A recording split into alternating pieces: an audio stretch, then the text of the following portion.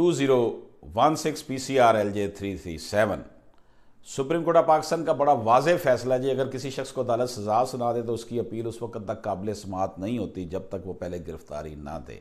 لیکن حالیہ جو کام ہوا تھا منڈی بہاولدین میں، اے سی اور ڈی سی کو جو سزا سنائی تھی توہین عدالت کی ڈسٹرکٹ اینڈ سیشن جج صاحب نے، تو انہوں نے جو ہے سرنڈر کرنے کی بجائے، ان کی گرفتاری ہوئی نہیں، وہ جیل گئے نہیں، اس کے بغیر ہی انہوں نے آ کے supreme court Lahore high court میں سماعت کی اور ان کی سزا سسپینڈ ہو گئی۔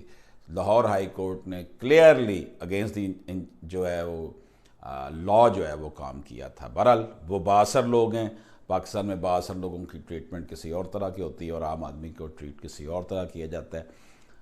2016 PCRLJ 337 میں یہ قرار دیا گیا کہ اگر کسی شخص کو عدالت سزا سنا دے تو اس کی اپیل اس وقت تک قابل سماعت نہیں ہوتی جب تک وہ پہلے گرفتاری نہ دے دے۔ اجازت دیجیے، اللہ حافظ۔